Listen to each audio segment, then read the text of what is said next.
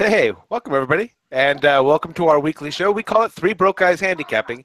It's where we review one of the top racing cards from around the country. We will select a four-way sequence from that track and attempt to come to a consensus on a pick four ticket. Thank you for joining us. It's week number 40 of the racing season, and once again, we find ourselves smack dab in West Virginia. Charlestown Racetrack in Charlestown, West Virginia for West Virginia Breeders' Stakes Day. The pick four starts in race number 6. It ends in race number 9. They're all stakes in the pick four today because all the races in Charlestown on Saturday are stakes races. My name is Rich Sharp, and each week I'll be joined by my friends and racing analysts. Folks, our first handicapper, he's from his home in Staten Island, New York. Ray Tirado is my local handicapper for all tracks from like Canada to Florida and all stops in between. 3 weeks from tonight, though, he will make his favorite stop of the year, which will be here in Southern California with Joe and I. Ray, how are you doing this week? I'm doing good, thanks. Yeah, I can't wait. 3 weeks, get on the plane, get some sun by the beach. Oh boy, come on. I know your wife's gonna walk by your little man cave and be like, "Honey, what are these 21 little marks you've got on your wall here? Why do you keep erasing one every day?" Yeah. Nothing. All right, our West Coast handicapper, he's from Temecula, California. Joe English. You know what? Someday I wouldn't mind visiting Charlestown Racetrack and that world-class casino that they have next door. I don't know if do they have running water in West Virginia yet? Crap. But That's the police. I guess it'd be worth a visit if I happen to be in the area. I'm just not sure I'm ever going to make my way over anywhere close to West Virginia. I guess maybe the closest I'll ever get will be Louisville. I believe I've got a branch visit scheduled for Philadelphia next year, and I think I could probably get there. Although we'll see. We'll see which tracks are open at that point in time. All right. Last week was actually, you know what? To be honest with you, folks, last week we skipped, and it's all my fault because my son got married, and Joe came with me to the wedding, and I could not get back in early on Saturday. Thank you, Ray. I think the only thing that could have possibly made my son's wedding just a little bit better is if I got in a picture with Joe, at the very least. We forgot about that one. And if Ray had been able to attend, of course, he's got a bigger trip in just 3 weeks. Unfortunately, we did not hit our pick four when we were last at the gambling game. That was at Santa Anita Racetrack. Despite the fact that we were all over at Loop Tahij in our analysis in the Awesome again. So I'm going to take the blame on that one. You might have heard me in that episode, and I talked about the fact of splitting Bob Baffert horses lately. It's just been a losing strategy for me. So time for a brief weather update from Charlestown, West Virginia. The forecast for Saturday calls for, well, it says cloudy. Slight chance of rain or shower, high of 77 degrees. Winds are light and variable, and there is a 20% chance of rain on the day. A total of 9 races, 9 stakes on tap for Saturday. For today, we are focused on the pick four. It begins in race number 6, concludes in race number 9. Gentlemen, the gates are locked and loaded. The outriders are clear, and the starter is ready to pop the gate. It's pick four post time. Let's go. Race 6. Approximate post time is 9:30 p.m. Eastern Time. 7 furlongs. It's the West Virginia Lottery Breeders' Classic Stakes. Purse is $75,000. It's for 3-year-olds only. 11 starters, and your 9-5 morning line favorite is in post number 8. You Ride a Bull. Trained by Michael Sterling and ridden by Carlos Castro. Ray, it's a little late in the year to have 3-year-olds only, but here we are in West Virginia, and that's what they're doing. Who do you like in the West Virginia Lottery Breeders' Classic Stakes? There's a few horses here that pretty much formful here. Unrideable, I like Unrideable, number 8. Gets some good speed. This, if you guys know, 7 furlongs in Charlestown is a 2-turn race. And anything go actually from 6 on. So this horse has good speed, should be able to get over to the rail and clear the field. Been running mostly in these stake races, so the condition is the same. And you got Carlos Castro here for the mount. I do like number 9, Guampo Stillskin, also. Is a shipper coming from the New York circuit. Belmont to Saratoga, and Engelhard, usually ships in pretty well. They get a good jockey for the track, Montano, and it's horse, you know, running in the allowance races, but definitely allowance races in New York are very comparable to these minor stick races here. So this horse is gonna run well too. It should be a two-horse race. I wanted to do a little long shot here. Also, Jackie's Man, number 5, in case one of them falter or both of them falter. This horse, Charlestown local, 13 races, and uh, stepped up a class. Picked up had James Casey is one of the big trainers there, and you gotta take a shot. 7 furlongs is this horse game. 7 starts, 2 wins. So take a shot with Jackie's Man. So I'm just gonna go 3 deep here. The 8, the 9, and the 5 in this race. They put this, and if none of these 3 horses run well or win, it's gonna be huge because you get some big prices here. So I'll go with 8 and 5. Joe, what do you think? Ray, But I don't really need. I'm sorry, Ray. I don't really need to add much to what you said. I went with the 8 unrideable. Also, it's also one of it, when I look and see that the trainer is also the owner and the breeder. Obviously, this is a pet of his. 5 for 5 on faster tracks.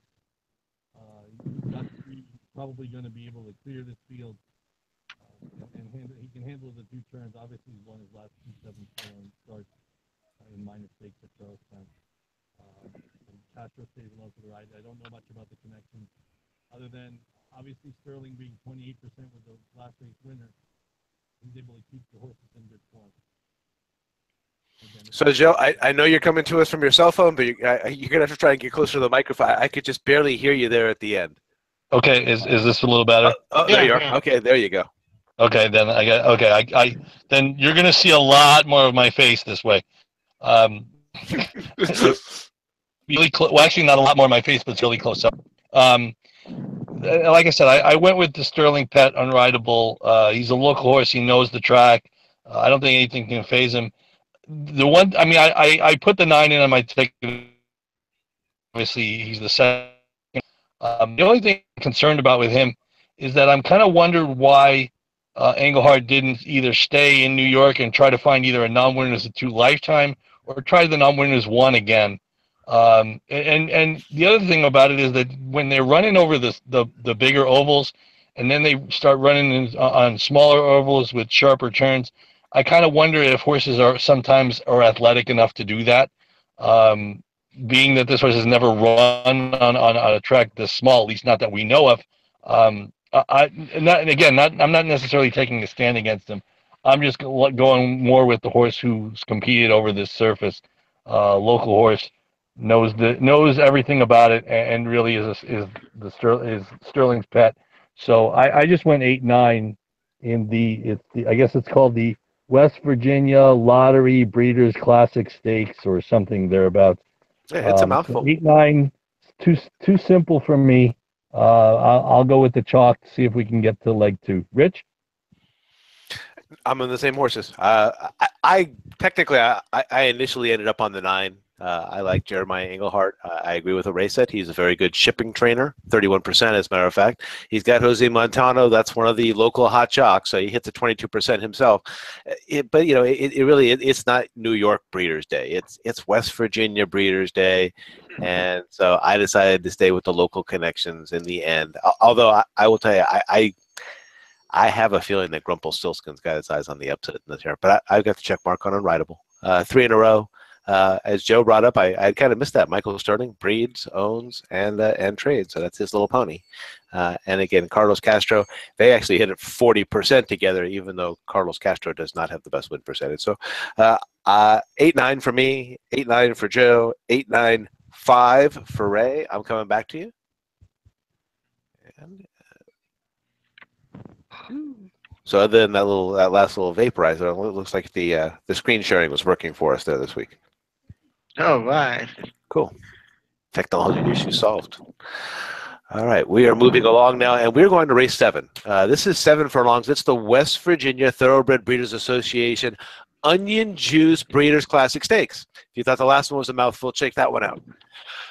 Purse is $80,000. This is for 3-year-olds and upward. 12 starters, and your morning line favorite starts from post number 10. Help a Brother, trained by Lewis Craig and ridden by Carlos Castro. That's the 8-5 favorite on the Charlestown morning line. Joe, I happen to know that you consider Ray to be like a brother to you. And I happen to know for a fact that you married a woman that's kind of like a sister to me. Help a brother out, man. Tell us who's going to win the Onion Juice Breeders' Classic Stakes. Well, it's funny, Rich. I always try to do certain. I always try to be a well-rounded handicapper, and one of the things I usually like to do first is I like to look at the par. Since Brisnet gives us the par ratings for each distance at the upper right-hand corner of their PPs, I always try to look for the speed figures and see who's actually been able to eclipse par. And only one horse in this field, actually maybe two horses in this field, have been able to eclipse par, but none of them have been able to do it really very recently. So I'm actually going. I'm going to go out on a limb, and I'm going to call for an upset here. I guess I'm going with the 2, Gaelic Man at 20-1 on the morning line. Since returning from the layoff, obviously running for claiming for 4,000 non-winners of 1. Obviously, I'm really going out on this limb. It's the third start off a layoff since this jock has been aboard. A second at by a length and a half in that at that level, and then a 3 1/4 length win at a speed figure that's pretty close to par. And you guys know over the last few weeks how I love Delaware shippers. So this was a shipping from Delaware. I just don't know that there's a lot in this field. I know that this horse has got the speed from the inside post, and as you can see, if you go to the last page, the summary page, basically the speed down inside usually does pretty well at 7 furlongs. So I'm really gonna go way out on a limb and step up and say, okay, I like this 20-1 Gaelic Man. Wayne Potts 10 for 40 on the year.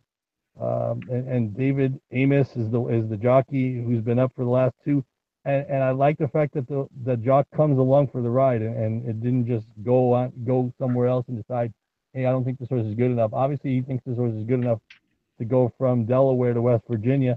Now, because the post is at night, I'm not sure if the jockey has given up mounts at Delaware during the day, or if Delaware even runs tomorrow, to be honest, or Saturday, to be honest with you.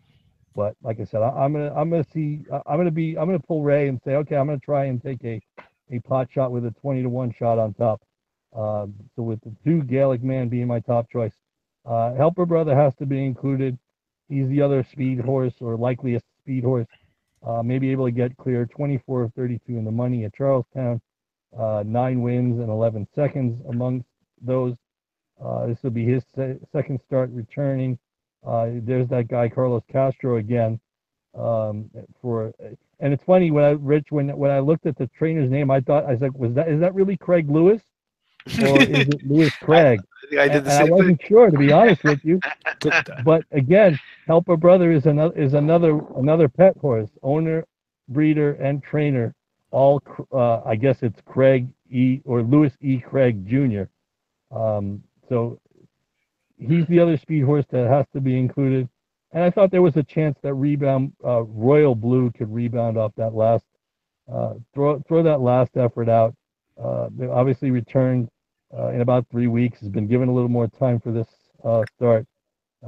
Oscar Flores gets back aboard, 16% jock at the meet.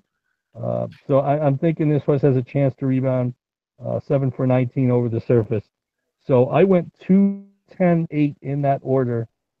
In the I even know there was such a thing as onion for breakfast. The West Virginia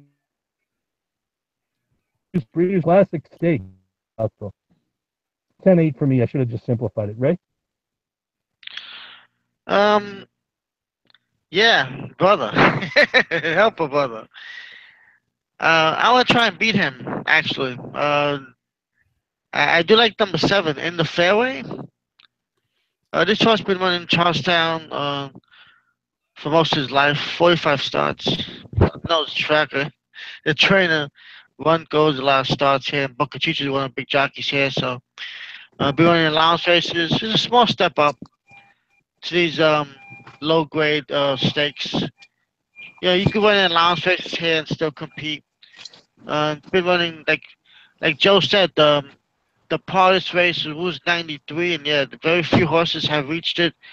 And lately it's just been in the mid 80s, so that qualifies for me. Hasn't won in 9 starts, but still been running well, second, third. Probably just been getting beat by tougher horses, and it's been in the conditions. So in the fairways, 3-1, so fits well for me. I do like also number 5, Uncle Jack.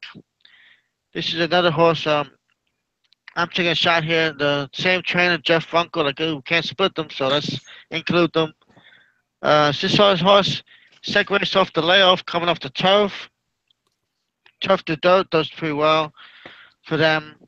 And Jose Montano, a big jockey there too. This horse, you know, was running in the non-ones of 3X allowance races. Got a couple wins. Figures are like in the highest 70s, but did run last year in the upper 80s. Um, so this horse does has time, just 6-year-old down. So it's pretty much of a long shot, but you got to take a chance here a little bit. And I do like Royal Blue also. Oscar Flores with Mike Butts. This horse is also stepping up a little bit. Likes the distance. 7 races, get 3 wins, 7 furlongs. 7 for 19. I mean, that's almost 30%. So nothing no slouch over that. This horse likes to win. So those are my horses there: the 7, the 5, and the 8. And I like your analysis on the 2, Joe, and I'm gonna include that horse in my pick 4. So let it ride. 7, 5, 8 for me. Rich. Oh yeah, I did like that analysis on it too. Yeah. Yeah, this is, if I'm not mistaken, this is our. I want to say this is going on our 3rd year of doing the show, or the 3rd season of us doing the show, so to speak, whether we've been handicapping together. And I think we've been to Charlestown now 4 times. I think we've been here for the Classic Day, the 3 seasons that we've done it. And then I believe, if I'm not mistaken, this is the first time that we're giving them the West Virginia Breeder Stakes. So I think we've had 4 trips here. And the thing that I have figured out, I haven't figured out much about this racetrack at all. But the one thing that I think I do understand now is that Jeff Runco is a little bit like their Bob Baffert there at that track. He's he's their top trainer, if I'm not mistaken. And so I decided to kind of go with a strategy, and Ray kind of beat me to it. But I was not going to split my Runcos. I did put the check mark on the one who has not been as successful lately. Ray alluded to the fact he hasn't won since October of last year, or excuse me, September of last year. And he came up and finished 3rd in a race on this day last year at this time. So as you see, that's all the way down at the bottom of the racing form. Again, I didn't have much else to go on in this race. I would recommend, if you're out there betting like that, look for as many choices as you can possibly have. I heard my partners had a couple of good ones there for you. I thought the 5 actually could have been, Uncle Jack could have been my top pick. So Jeff Runco, Jose Montano, a top jockey from there. He's won 2 of his last 3, and the one that he didn't win was second by a nose. Those last 2 are on the turf. He's switching from turf back to dirt. Runco only goes 14% doing that, but the other numbers are all good for him. And so I thought this horse actually even rated a better shot than the 7, but the 7 being the lower odds and being maybe the more successful horse overall. I do have as my top pick. I've got the check mark on the 7, and I've just got the 5, and I was going to rely on my partners here to give me the rest of the picks and have the winner out there. So I've got 5, 7. I've got Ray with 7, 5, 8, and I've got Joe with 2, 10, 8. And let me come on back.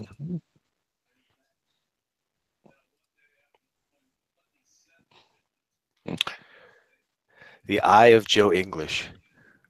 Yeah. The hurricane. Yeah, exactly. The Eye of Joe.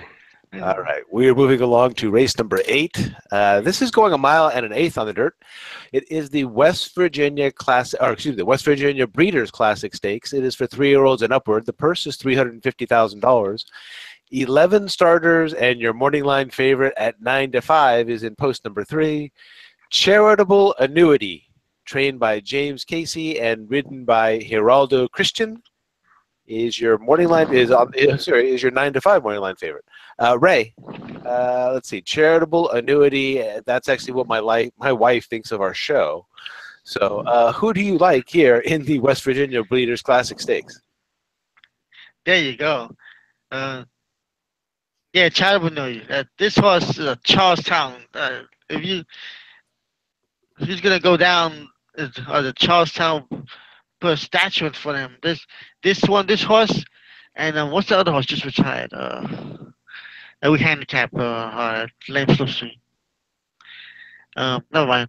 Yeah, I'm trying to think. He won like the Gallant Bob every year or something, right? Yeah. He got like 30 wins or something. I forget. Anyway. Well, if anybody thinks of it, let me know. 13 wins, 23 starts. This horse, 5 for 10 at the distance. This horse is he actually finished second last year in this race, I believe. So at 65, and James Casey come back every year. This horse is about 20 years old now. Actually, he's only 5. So, but yeah, he's been racing in the low circuit, Charlestown, and very competitive. And this is his spot, trying to win a big one. So I go with him. I do like Wicked Liberty, number 6. A little long shot here, 15 to 1. There you go, Jeff Runco again. Putting these horses here in these stake races, and he's been running well in the allowance races. Actually coming off with the layoff from June, so he laid him off and maybe freshen him up. He had raced 7 hard races this year, so maybe running fresh might do the trick. He's competitive. We're doing allowance races. Dino is a 3. Gets a jockey, Joe Almodovar. He's still 17%, so jockey's pretty decent. And he's been heavily bet on those allowance races and just stepping up. And he got good percentages, 28% this year. And Wicked Liberty. Give it a shot, 15 to 1. At this track, morning lines can be very deceiving. Post time odds, you gotta really take a look because the pools aren't as big and the odds they fluctuate a lot. So you can get some good prices. And if one of these horses don't run well or good out, don't hit the pick four, whatever, you can have some really big payouts. That's why I know some of these tracks. So you could go chalk. You could go have a decent price horse, and if a lot of people don't have them, you're gonna get a good payout. Trust me, I know. I've been playing these tracks a little bit during the week sometimes, and you get some big payouts. True. Number 2, North Atlantic.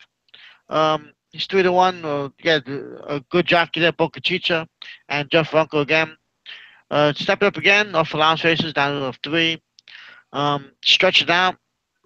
A lot of these horses stretching out now. Mile and 8. This isn't a popular distance, except when they win the stake races. They usually stay short on these cards, 6, 7 furlongs and stuff. That's enough for them. They get tired anyway. But this horse can. This should be his. He did well the one time, finished second, a nice second, and at the distance on allowance race last year, and he finished second. So he was coming, and his speed figures are pretty good. So North Atlantic too. So I'm just gonna go 3, 6, and 2 in this race, and I'll leave it up to you, Joe. Well, Ray, actually, I'm trying to beat the favorite, and I'm actually kind of singled here. Again, I don't want to take anything away from Charitable Annuity, and you pretty much said everything that needs to be said. But I like the horse that you just mentioned, North Atlantic. Jeff Runco and Boca Chica both win 28% at this track. As you can see, over the last 60 days, 51 starters, 29%, which is a little, just a tick above normal. But this is one of the 3 broke guys angles. Again, coming out of allowance races, stepping up into stakes. And the one thing I like about this horse is that the horse had about 3 months between July and September, and he went from winning a non-win as a 2, stepped up into non-win as a 3, had 3 months off, and did it like it would have been done a week later. The fact that the horse had time off, got freshened, and was still able to win that race was very impressive to me. So I think this horse can handle the step up.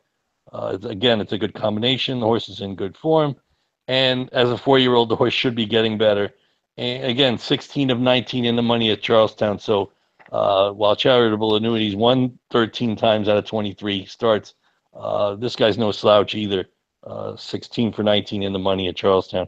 So I'm going to try and beat the favorite, beat charitable annuity. It may not be a popular opinion at the track, but I would single the 2 here, North Atlantic for Jeff Runco and Arnaldo Boca Chica at 3-1 on the morning line. So if you can beat the favorite, maybe the pick 4 payout will be a little bit better than having chalk in each of the 4 heats. So the 2 for me, North Atlantic. Rich? I think I've only got one to add. That I did like charitable annuity as well, Ray, but my check mark actually went to the 4. I went with Elo Govna. So Ollie Figgins, and here's Jose Montano once again. Figgins again, one of the better trainers here, 22%. So maybe Joe, maybe he's like our John Sadler or a Doug O'Neill, if you like, out here. Again, I'm still trying to figure Charlestown out, but I do know that Montano is very much Victor Espinoza. So you got top jockey, you've got one of the top trainers. The speed figures look good. And again, you brought this up before. Charitable annuity does have a very glossy record there at Charlestown, but let's not ignore the fact that this guy's 7 for 18 with 3 seconds himself. He is 0 for 3 at the distance, which gives me just a little bit of pause for concern because, face it, this is the only place that the horse runs at, and he hasn't won quite yet at this distance, but he does have 7 victories in his career. I thought he merited consideration on our ticket. I also like the 3, which I mentioned, and after hearing you guys, I actually kind of scribbled the 2 into my corner here, so I've got 3, 4, 2 now in here. Let me come on back. It's kind of a cool effect. I don't know if you guys see that when it comes on. My screen does this. Yeah. All right, and we are going to go ahead and we'll move along to the finale here. It is race number 9, going 1 1/8 again on the dirt. West Virginia Breeders' Classic Distaff Stakes.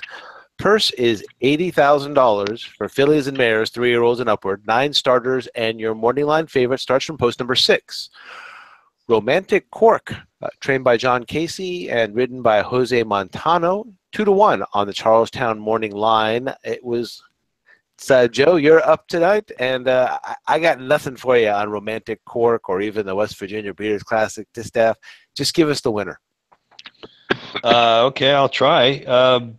I just find it interesting that these races, the last 2 races, the Breeders' Classic for $350K and this race for $80K, will run around. It's 1 1/8, but they're 3 turns. So it's definitely a different twist. Normally, I mean, heck, we're used to getting races at Belmont where 1 1/8 is 1 turn, and now we're handicapping at Charlestown where 1 1/8 is not 1, not 2, but 3. But anyway, I kind of went with I'm going with the broke guys angle again in this spot. I'm going with recent allowance winners that are stepping up in class.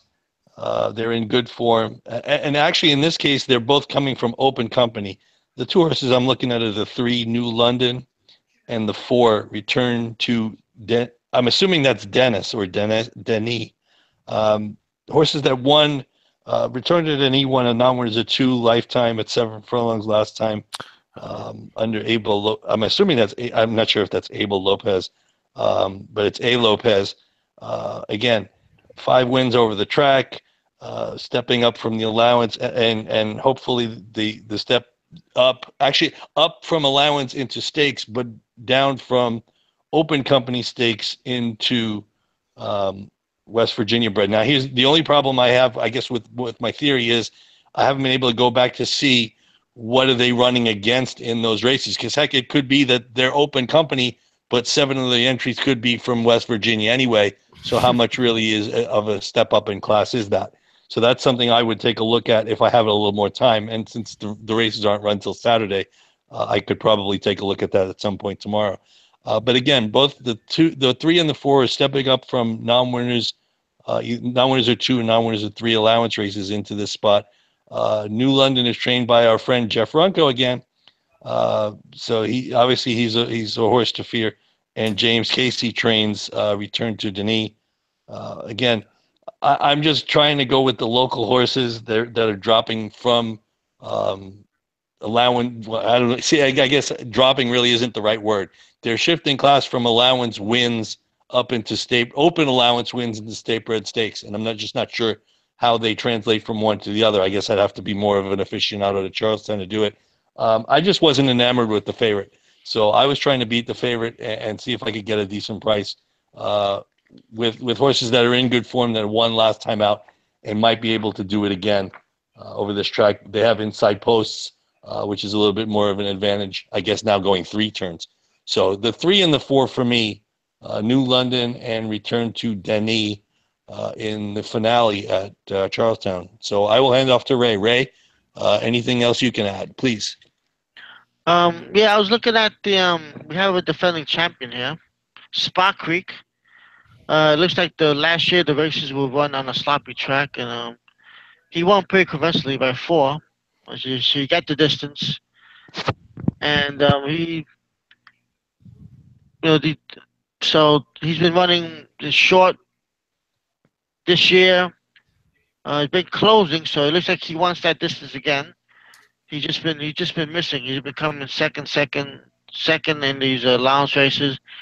They go over to Mountaineer for the second. So he looks like he's craving for more distance, and maybe Jeff Uncle's got him set up for this race. Second race off a layoff from his September, he came back, and a little dull effort there.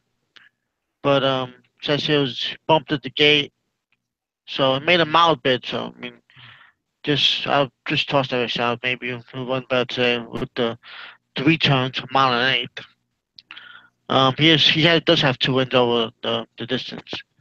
I do like number 4, your horse Joe, Return to Denis. This horse also ran well at last year, coming second on the same race.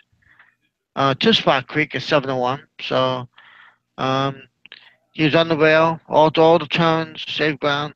And as you remember the sire Dennis of Cork? Mm-hmm. That horse, he could run all day. I was gonna say, I do. The Derby I was horse. like, is The that Derby that's horse came in like, I don't know, third at like a big price, I think, or second at a big price. So it was a big long shot. That's of course, yeah, I remember that horse. So he decided, these horses here, and so James Casey's again you get Carlos Marrero, another good jockey at the track. So that's it for me, 7-4, and we'll take it from there. Rich, yeah. the staff. I heard it somewhere earlier on this show that someone was saying that they didn't like splitting Jeff Runco's, and so that's still going to apply here in the Breeders' Cup Distaff Stakes. I went to the 7 first, just like Ray did, the defending champion, Spa Creek with Jeff Runco and Arnello Bocachica. They hit 29% together. Again, we've already heard about Runco enough. And that last one was off a little bit of a layoff. And you did notice that the horse bumped at the gate, so who knows what the chances were coming into a race like that. But prior to that, the horse had been favored in its previous 3 starts without a victory, but still in the previous 3 starts it was favored. I did like the favorite a little bit here, so I have the 6 on my ticket. And since I'm not splitting, I had to use the New London 3, which was Jeff, or what Joe had already talked to you guys about. So I did think the favorite merited an opportunity here. Again, kind of came out of that same race back on September the 23rd and the 17th, and Rail drifted out. Didn't look so good, but prior to that, the horse had been fairly sharp coming in June and August. Has a good record here at Charlestown. So I did have the 6 on my top line. I have the 7, the 3, and the 6. And I will go ahead and come on back to you. I've got Joe with the 3 and the 4, and I believe I've got Ray with the 7 and the 4. Put this up here and stop, and come on back. And we will move along, and I will get our pick 4 ticket up, and we'll get that going. I do not have anything pre-formatted, so you guys can watch us go ahead and fill in our numbers on this one. And So Breeders' Cup is what, 3 weeks from tomorrow? 3 weeks. technically, Ray's coming in 3 weeks from tonight, Joe. We pick him up at the airport 3 weeks from tonight. Where are you coming in, Ray? San Diego or LA? LA, right? No, San Diego. Oh, okay. What time? God. Right now I think it's they've been changing flights, Right. so I should land I believe 8:30.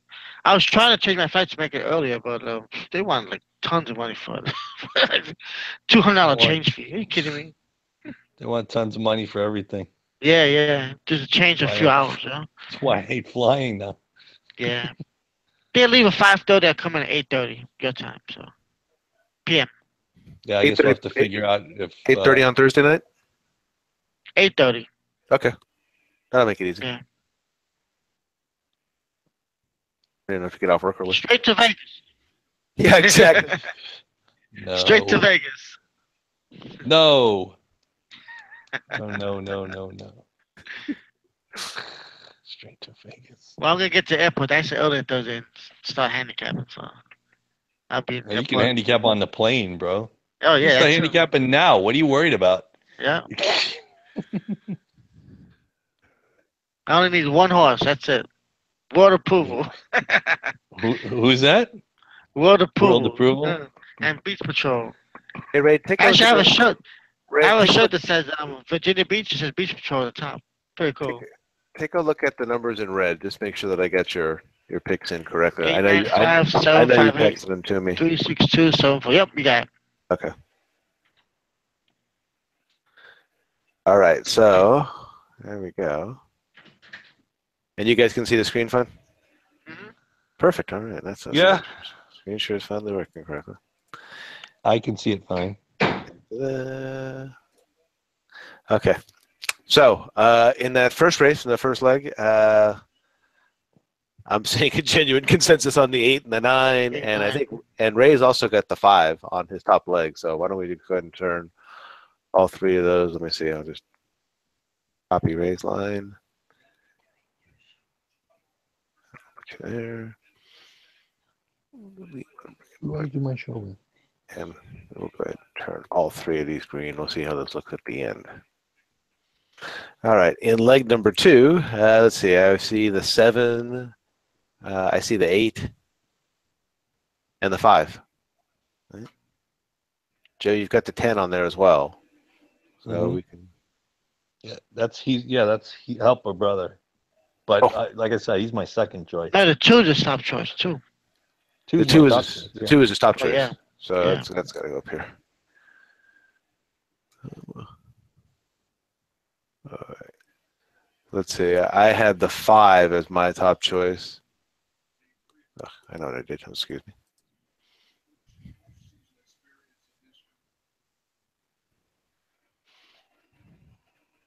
Joe, yours is the 2 as your top choice.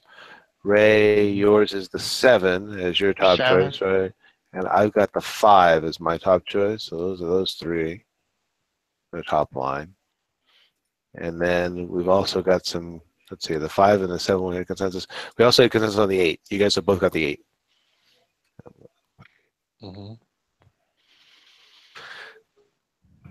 And that leaves the 10. Is that the 10s being left out, the help a brother?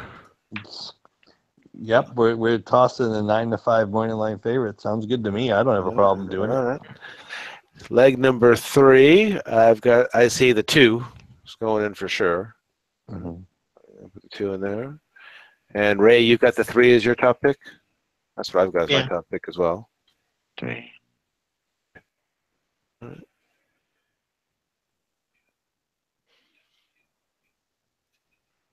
And in the finale, I see the 7 is Ray's top pick. I see the 3 is Joe's top pick. I see the 7 is Rich's top pick. And I see the 4. I see some consensus right there, right? You both have the 4.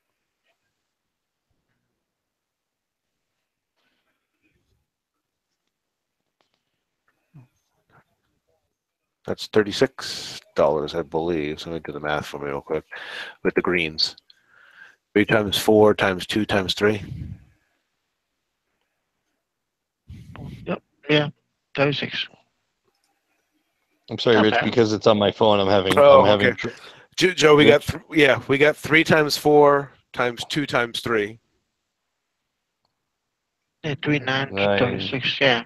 Yeah. Yeah, 72. Yeah, 72 Nice combinations. ticket. Okay, $36. can you do me a favor, Rich? Just read it off to me because Yep. because Oh yeah, no of problem. being Yeah, on my phone. Like, I'll text it go to you ahead. too. So we got 895 with 2758 with 23 with 374. Okay, 589-2578-23 and 347. Yep. Okay, Sounds like a good ticket. sounds good. Yeah. All right, let me come on back and we'll wrap this one up for the night. Oh, all righty. And hopefully, at this time of these races, I hope to be at the Meadowlands, so the 8-race turf card. Oh, no kidding. Yeah, yeah. That should be exciting. Yeah. All They've been right, doing let's this for go the ahead. last couple weeks. Yeah, they've been running. Used to be 6 races. Now this week is 8. Last week was 8 too. Like wow. Friday and Saturday they run. Saturday at 7 o'clock. 8-race turf cards. They should. right. They Huh? should mix in. They should mix in. They should mix in a harness race or two. Yeah, no, they're Run them at the same time. yeah. The same distance, see who wins. Well, well, no. When the thoroughbred should always win at a mile, but you never know. I guess it depends on the field, but yeah, I would think the thoroughbred should always run faster at a mile. Yeah. But anyway, All right. Let's go ahead and wrap this up. Go ahead. For those of you watching, if you enjoyed the show, we will be back next week because that's what the Three Broke Guys do. We're going to get together to take a look at another exciting card. We're going to go back to Belmont Park in New York next week. Stakes pack action. I think it's the New York Stakes Spread Stakes Day. Gentlemen, that's all the time we have for tonight. It's always a pleasure to handicap with the two of you. Yes, it is. Missed it last week. It was fun. Yeah, missed it last week. Yeah. If my son hadn't gotten married, I wouldn't have missed it for sure. That's Yeah, all right. That's true. Beautiful wedding. Yep. For Joe English and Ray Toronto, I'm Rich Sharp. Thank you for watching Three Broke Guys Handicapping. Good luck and good night. Bonus nachos.